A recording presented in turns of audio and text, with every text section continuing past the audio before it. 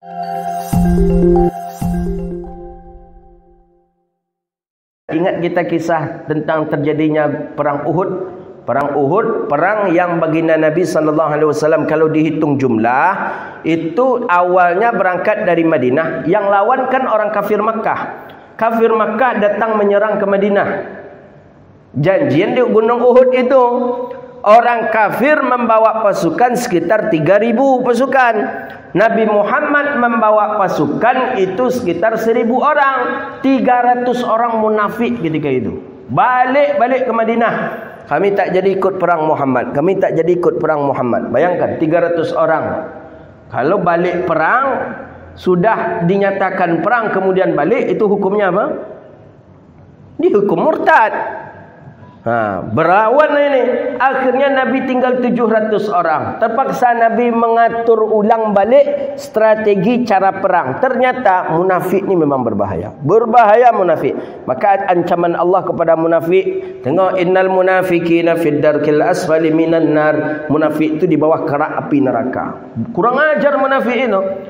Info strategi cara perang yang dibuat oleh Rasulullah SAW mereka bocorkan. Mereka bocorkan kepada orang-orang kafir Makkah. Walhasil perang pertama menang kaum muslimin. Mundur orang-orang kafir. Padahal dari sisi jumlah sedikit. Sisi jumlah sedikit, cuma 700 orang. Mundur orang-orang kafir karena melihat orang Islam lihai. Rupanya ini strategi mereka rupanya. Mereka mundur. Ketika mereka mundur, yang berada di Bukit Ar-Rimayah tadi itu pun turun dari posko-posko mereka. Mereka ikut mengumpulkan harta. Disengaja ditinggalkan harta oleh orang-orang kafir. Tergiur dengan harta banyak, dikumpulkan harta.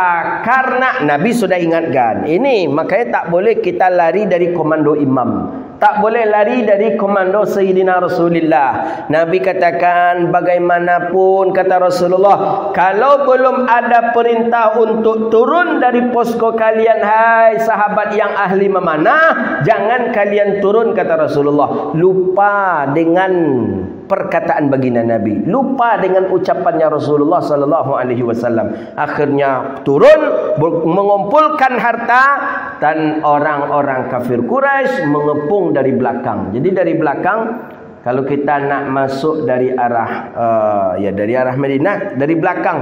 Jadi tak nampak oleh kaum muslimin. Pas dari belakang, pas naik, rupanya musuh sudah banyak. Itulah kekalahan, dan sempat Nabi SAW patah gigi baginda Rasulullah dalam perang Uhud itu, dan terbunuhlah 70 orang syuhada kaum muslimin. Itu karena gegabahnya kaum muslimin. Tapi itu semua ada hikmahnya.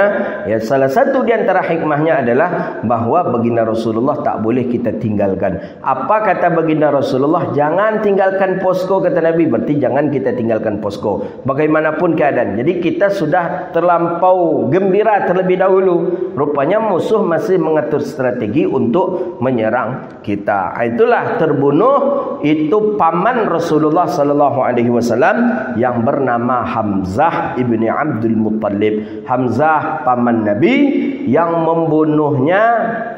Dia ketika itu kan masih banyak yang lihai-lihai dalam berperang, termasuk Sayyidina Khalid bin Walid, belum masuk Islam ketika itu. Khalid bin Walid termasuk yang mengincar Rasulullah SAW. Maka Khalid bin Walid ketika masuk Islam luar biasa menyesal. Dia pernah menjadikan Nabi Muhammad targetnya. Khalid bin Walid perang. Ketika perang Uhud itu, orang yang lihai berkuda, lihai memanah, jadi pernah dia targetkan baginda Rasulullah SAW. Maka itulah ni, innaka la tahdi man ahbabta walakinnallaha yahdi man yasha. Jadi kita tak boleh pula kita menyepelekan orang-orang yang belum dapat hidayah Allah. Dia bayangkan, pernah mentargetkan akan membunuh Rasulullah, tapi ketika dapat hidayah Allah, dia termasuk orang yang disayangi oleh Rasulullah sallallahu alaihi wasallam. Jadi yang membunuh paman Nabi Hamzah itu adalah namanya Wahsy kalau tak salah. Si Wahsy ni, maka jangan beri nama anak Wahsy. Itu nama yang dibenci juga dalam Islam awalnya itu, Wahsy. Dia bunuhlah Sayyidina Hamzah, kemudian dicincang-cincang, dan yang mengambil hati Sayyidina Hamzah itu Hindun binti Lubbah kalau tak salah namanya Hindun. Dia Hindun ni memang dendam betulnya. Ayahnya, kakeknya, pamannya, saudaranya tu terbunuh oleh Hamzah. Hamzah ni bagak. Maka bernama dengan Asadullah, singanya Allah. Pokoknya Hamzah tu tak ada cerita paman Nabi. Memang paman Nabi SAW berani dan bagak. Bisa membunuh satu keluarga. Yang ketika itu satu keluarga itu berperang, ikut dalam peperangan. Dibunuh oleh Sayyidina Hamzah. Itulah keluarga daripada Hindun. Jadi Hindun ambil hatinya, kemudian Hindun makanlah hati Hamzah itu. Diumumkan. Jadi awalnya memang Hindun sudah berkata, kata Hindun satu dengan Wahsy satu. Target aku perang Uhud ini bisa membunuh Hamzah. Jadi tak ada yang lain targetnya. Targetnya tidak membunuh Nabi. Nabi lain lagi yang jadi target Nabi itu Khalid bin Walid. Jadi kalau Hamzah yang mentargetkan itu dua, Wahsy satu, Hindun. Pokoknya Hamzah harus mati. Allah takdirkan meninggal dunia paman Nabi SAW Hamzah radhiyallahu an, kemudian diambil hatinya. Karena dia ucapkan, aku akan mengambil hatinya. Memang diambil hati Sayyidina Hamzah radhiyallahu an dan dimakannya. Tapi qaddarullah Rabbun Jalla Jalalu, sahabat Nabi min awliyaillah, sahabat Nabi adalah orang yang disayangi oleh Allah. Semenjak Hindun memakan hati daripada Sayyidina Hamzah, Hindun pun mengalami sakit, dan sakitnya itu hati Hindun membusuk dan sampai keluar membusuknya. Jadi dimakan hatinya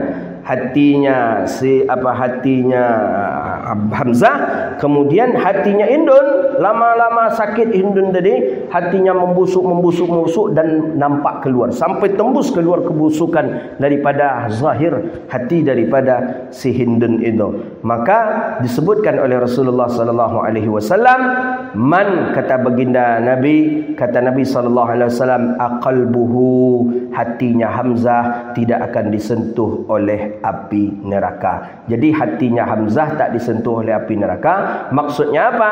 Karena hati orang yang memakan Hamzah tadi itu sudah lebih dahulu masuk ke dalam neraka. Jadi maksudnya hatinya Hamzah tadi sudah dari dalam, tidak dari luar.